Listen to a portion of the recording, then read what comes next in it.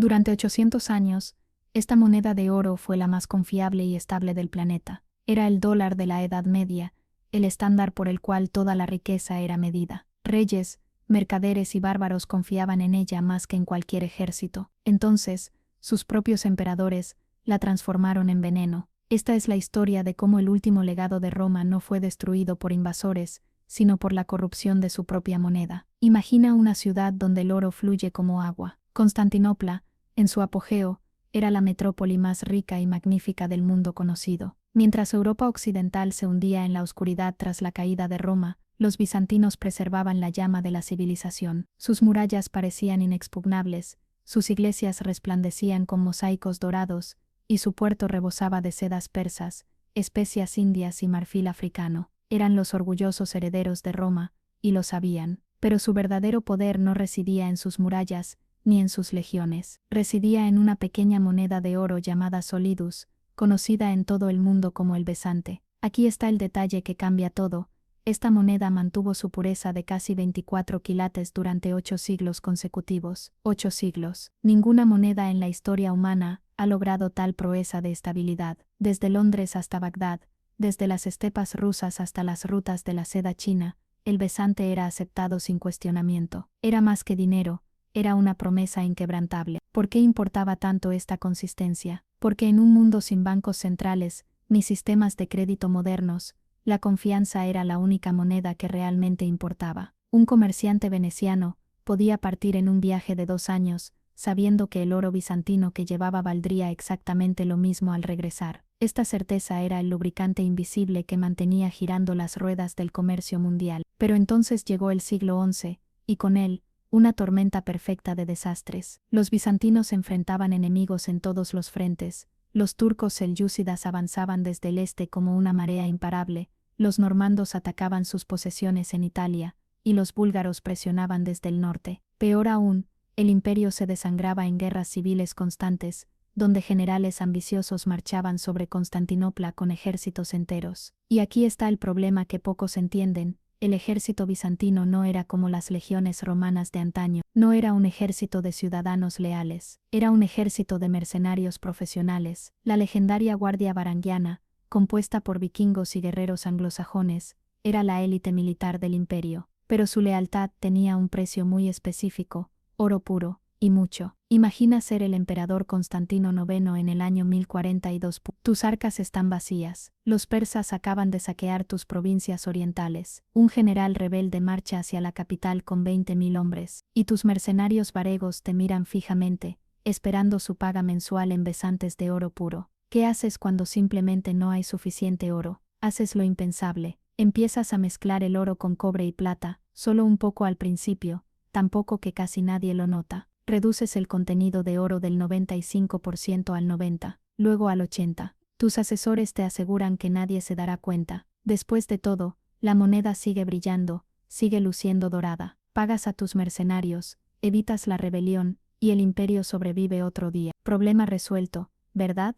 Pero he aquí la verdad brutal sobre la confianza: se construye en siglos y se destruye en meses. Los primeros en darse cuenta fueron los comerciantes más sofisticados, los venecianos y genoveses que manejaban las rutas comerciales del Mediterráneo. Estos hombres no eran tontos, tenían balanzas precisas, y conocían el peso exacto de un besante auténtico. Cuando las monedas comenzaron a llegar ligeras, la alarma se extendió como un incendio. Para 1080 Mion, apenas 4 décadas después de comenzar la adulteración, el contenido de oro del besante había caído al 30%. Una moneda que había sido sinónimo de confiabilidad durante 800 años, ahora era vista con sospecha en cada bazar desde Venecia hasta Damasco. Los mercaderes extranjeros comenzaron a rechazarla, o a exigir múltiples monedas para compensar la pérdida de valor. El comercio internacional, el alma del imperio, empezó a asfixiarse. Dentro del imperio, las consecuencias fueron aún más devastadoras. La hiperinflación golpeó como un martillo. Un saco de trigo que costaba un besante ahora costaba 3, luego 5, luego 10. Los artesanos, los soldados, los funcionarios, todos vieron cómo sus ahorros de toda una vida se evaporaban. La clase media bizantina,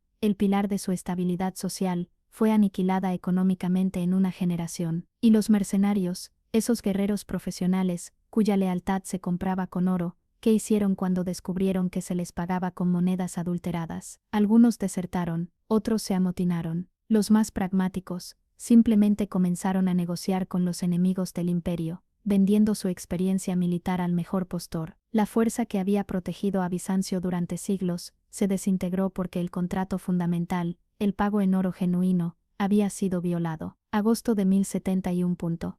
Un ejército bizantino de 40.000 hombres enfrenta a los turcos selyúcidas en Manzikert, en el este de Anatolia. Sobre el papel, los bizantinos tienen ventaja numérica, pero su ejército está plagado de mercenarios mal pagados y desmoralizados. Cuando la batalla se vuelve difícil, unidades enteras simplemente se retiran del campo, otras cambian de bando en medio del combate. El emperador romano IV Diógenes es capturado, una humillación sin precedentes. En un solo día catastrófico, Bizancio pierde el control de Anatolia, el corazón agrícola y de reclutamiento del imperio, y todo porque nadie confiaba en que les pagarían adecuadamente. Pero la caída no fue rápida, fue agonizante. El imperio se tambaleó durante otros 3 siglos y medio, cada vez más débil, cada vez más pequeño. En 1204 vino la puñalada más cruel, la Cuarta Cruzada, que supuestamente iba a liberar Jerusalén, fue desviada por los venecianos y saqueó Constantinopla. Los cruzados cristianos violaron, mataron y robaron durante 3 días. Los tesoros acumulados durante un milenio fueron fundidos o dispersados. ¿Por qué los venecianos traicionaron a sus aliados cristianos? Por dinero. El imperio les debía enormes sumas, y ya no podía pagar con moneda confiable. Constantinopla fue recapturada por los bizantinos en 1261 b, pero era una sombra fantasmal de su antigua gloria.